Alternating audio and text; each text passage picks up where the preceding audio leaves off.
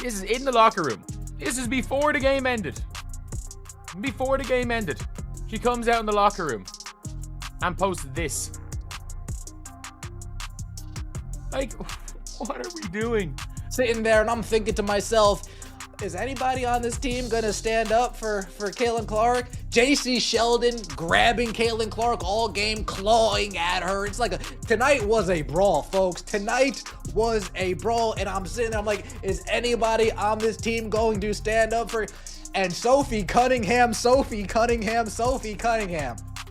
After witnessing her teammate Caitlin Clark being attacked on the court by a blatantly cheap shot, Sophie Cunningham became a bodyguard even though she wasn't recruited for that role. Something broke within of her. In an instant, she transformed from a teammate to an enforcer. Furthermore, the WNBA was unprepared for the fallout. This is the tale of how a new age of justice in the league was brought about by players' unadulterated, unreserved loyalty. A kind of justice administered by cold-blooded intimidation rather than referees. Start with the play that set off the entire night. So as you guys can see here, JC Sheldon is guarding Caitlin Clark. She swipes her in the eyeball. Caitlin Clark nudges her off because JC stays in her face. And then Tina Charles runs over and is kind of wagging her finger in Caitlin Clark's face. And then Marina Mabrey comes out of nowhere and chucks her to the floor. Now let's watch this in slow motion. Here, JC Sheldon is guarding Caitlin, swipes her in the face. There's one. Going for the ball, swipes her in the eyeball. Caitlin's gonna have to start wearing goggles. And then Caitlin pushes her off of her, like, why are you still in my face? Marina Mabrey, bat out of hell, chucks Caitlin. Caitlin Clark didn't enter the WNBA by accident. She had a bullseye on her back that was so large that it most likely required a separate zip code and security detail. She was more than simply another highly anticipated rookie from the moment she was drafted. She was the league's chosen savior and a cultural sensation. The cash cow is anticipated to reach previously unheard of levels of importance and viewership. To WNBA Fight Night, or as some people are saying, WNBA Raw. What a game that was. We had it all. We had basketball, we had fighting, we had blonde on blonde crime. Oh, such an epic. Oh, goodness. But at the end of the day, it resulted in an Indiana Fever W. 88-71, taking care of business. And that enormous renown also brought with it a perilous and sinister reality. All of the league's rivals desired a piece of her. Playing tough defense wasn't enough for this. It has to do with delivering a message. From seasoned athletes who thought their years of dedication had been disregarded to eager young players hoping to establish themselves. Clark was viewed by all as a benchmark. Well, let's start here. This is, of course, Sophie and Sheldon going down the floor. Sophie tries to wrap her up, and Sheldon gets to the floor, and all hell breaks loose. And Sophie said, I'm not having it. I'm not having it. We'll go. We'll go. So there's that. That, of course, was all a byproduct of this right here, folks. And I mean, when I tell you social media is setting the WNBA on fire right now, not in a good way, that's the understatement. From the first game, the physicality was unrelenting. Off-ball bumps, hard screens, hostile schvies, and trash talk were a never-ending, exhausting barrage. They were all carefully planned to put her to the test, shake her up mentally, and physically demonstrate that she wasn't yet ready for their level. There were persistent and unmistakable rumors about the WNBA. Attack the novice. Keep her from being at ease. Make her earn each and every point. Of course, Marina Mabrey is going to get ejected because that was unwarranted. She literally came out of nowhere and chucked Caitlin Clark. There should be a flagrant one, of course, on JC Sheldon because she swiped her and hit her in the eyeball. Whether it is intentional or not, you can still have a flagrant a flagrant foul called on you, whether you are trying to intentionally hurt somebody or not.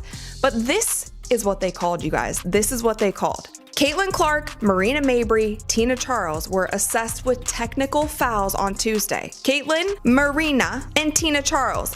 Technical fouls. That's it. Technical fouls. That's it. And JC Sheldon was assessed with a flagrant 1 foul, and no players were ejected. However, a competitive welcome to the league moment and a concerted campaign of overt antagonism are very different. It became evident as the season progressed that this distinction was getting more hazy for many clubs.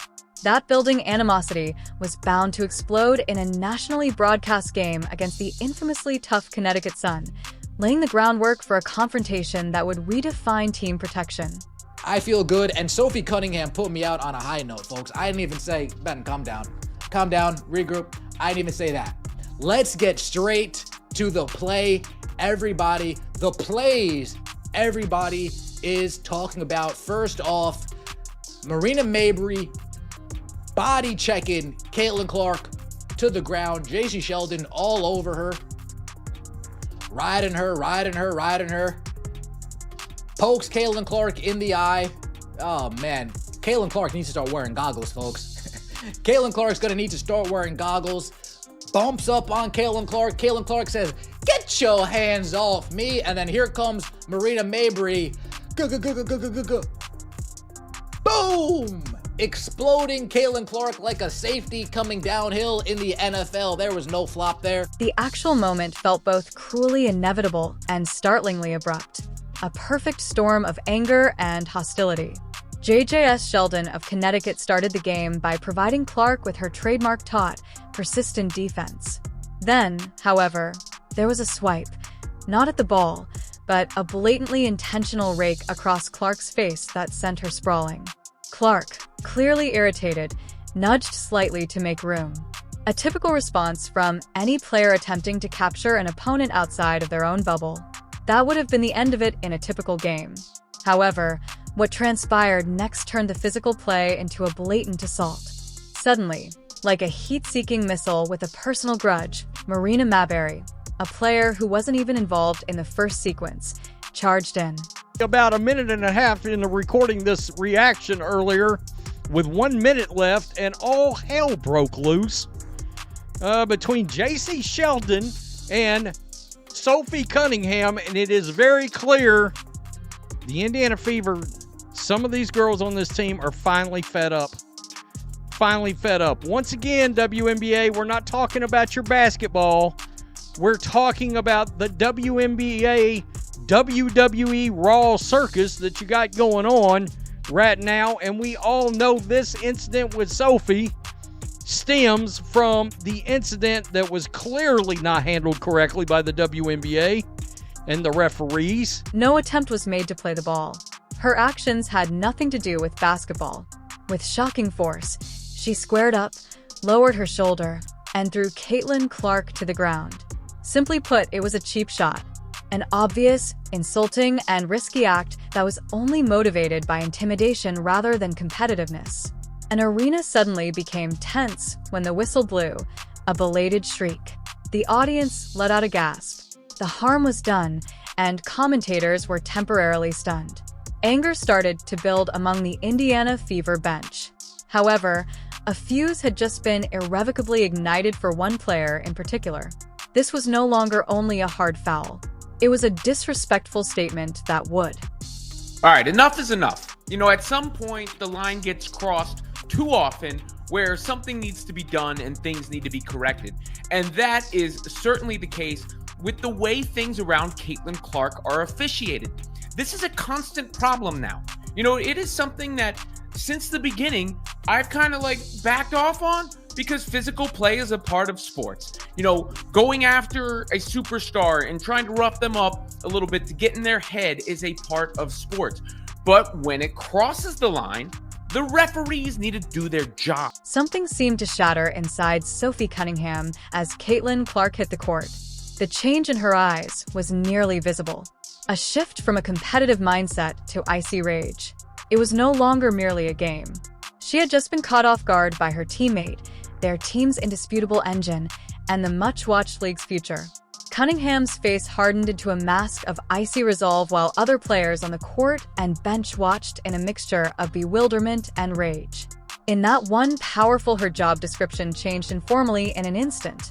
She was no longer merely an Indiana Fever forward. She was now Caitlin Clark's personal guard, a self-described angel of protection with a penchant for retribution. Greetings from Earth to Kathy Engelberg.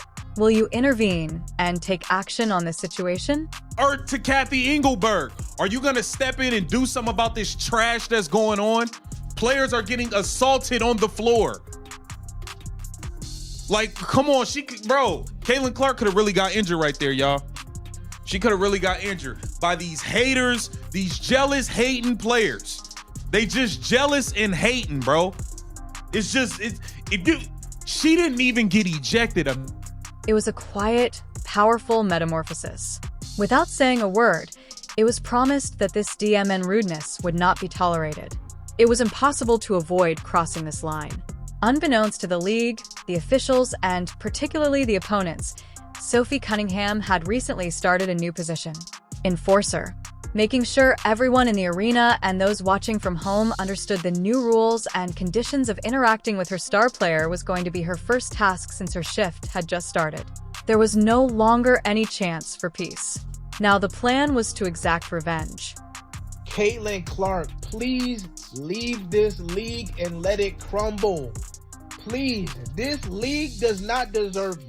All this hate from these black people, all this hate from these lesbians, these people in the media, just go play basketball somewhere else. Your fans will follow you.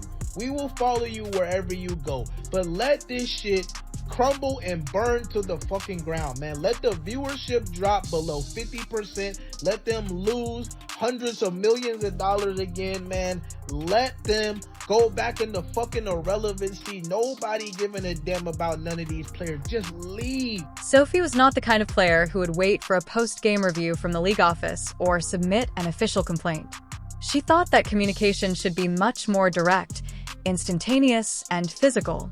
She bided her time, allowing her rage to fester until the ideal moment arrived, which it did. The target appeared later in the game.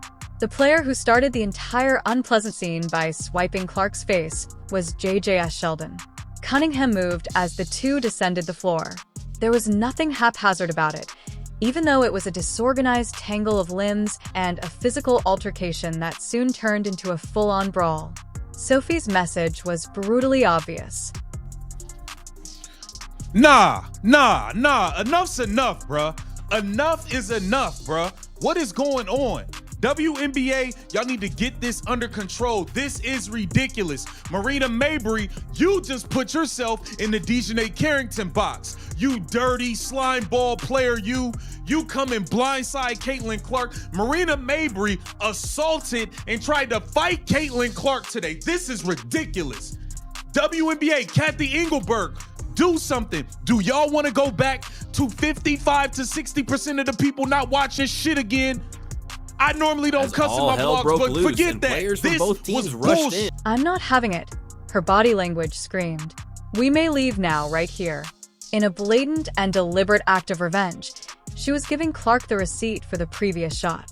In addition to Sheldon, the Connecticut Sun squad as a whole, and any other team in the league that could be observing received this communication. The days of using their rookie as a punching bag with no repercussions were finally ended. From now on, Caitlin Clark would respond to any and all acts of aggression with a quick, painful, and personal reaction. One player's unwavering determination was setting a new standard, not the referees. Much happened in this game, but first, let's talk about Sophie and JC. All right, JC Sheldon. My goodness, dog. My goodness. Now, honestly, I felt like Sophie might have wanted a piece of JC after the Caitlin Clark and JC kind of scuffle going on, right? Then this happened, okay? The league's confusing and insufficient response to the initial event was what, in many people's opinion, justified Cunningham's conduct and made the situation even more explosive. Following Mabra's obvious and hairless thrust, analysts, players, and fans all anticipated a rapid and harsh punishment. There looked to be an instant ejection. In order to keep things under control, a suspension seemed both essential and justified. Rather, the official decision was like a wet firecracker, a total surrender of accountability. Tina Charles, Marina Mabrey, and Caitlin Clark were all given simple technical fouls. That was all. Mabrey, the obvious aggressor who sprang out of nowhere to level a player, was permitted to stay in the game. We see Caitlin Clark on the receiving end of something, and it's not called correctly. In fact, she gets a technical foul after getting poked in the eye and then shoved to the floor, and Marina Mabrey doesn't even get thrown out of the game. It's basically open season on Caitlin Clark, and the special whistle that she supposedly gets goes in the other direction. Flagrantly so. They got to put it to an end. I mean, she's the most valuable player in the league in the most literal sense. And somehow she gets the opposite of superstar treatment. In the end, JJS Sheldon was given a flagrant 1 foul. However, the startling absence of a more severe penalty conveyed a terrifying message to the WNBA as a whole. Caitlin Clark was essentially an open season, and the league's officials had no intention of taking any action to halt it. Fans were not the only ones angered by the officials' feeble, rather cowardly response. The Indiana Fever was obliged to comply. Her teammates would have to defend their greatest star and most valuable commodity on their own if the league and its officials refused to do so. Due to the league's inability to uphold its own regulations, Sophie Cunningham was more than happy to intervene and apply her own brand of justice. Sophie's entire presence on the court changed after that. Playing basketball was no longer the only thing involved. It had turned into a stressful psychological warfare game. She turned into a human shield, a walking deterrent whose eyes were always searching the court for dangers. When an opponent became even slightly too aggressive with Clark during a dead ball or after a whistle, Sophie would lock onto them with her searing, soul-piercing glare, which turned into a tactical weapon in and of itself. Her body language turned into a boiling cautionary tale. She would position herself squarely between an aggressive defender and Clark, not to create a screen, but to make a distinct, uncrossable line in the sand. Without ever saying a word, she was sending a strong message and creating a new unwritten rule for the league as a whole. You deal with me personally if you touch her. It was a passionately protective, primordial instinct on full show. And it worked horribly well. Once bold opponents were now forced to reconsider taking cheap shots or giving an extra shove. Sophie was constantly observing and waiting, so they had to keep an eye on them. No possible punishment or foul call from the referees could be as effective a deterrent as the dread of her rapid wrath. This novel dynamic was introduced. Every team that would have to deal with the Fever for the remainder of the season would pay a hidden, unstated price. Sophie's tags. Opposing coaches' game strategies suddenly became much more intricate. Any coach who wrote "Get Physical" with Clark on their whiteboard now needed to include a vital unspoken follow-up miss and be ready to face Cunningham's repercussions. A hard foul was no longer simply a harsh foul. It was a clear invitation to engage in one-on-one combat with a player who had demonstrated her willingness to push things to the limit. Every opposing player was compelled to make a split-second calculation. Is there just one? Is it really worth it to spend the remainder of the game watching the rookie after cheap shot? Is it worth it to be the target of a legally dubious screen or a heated altercation that could result in your expulsion or, worse, make you appear silly on national television?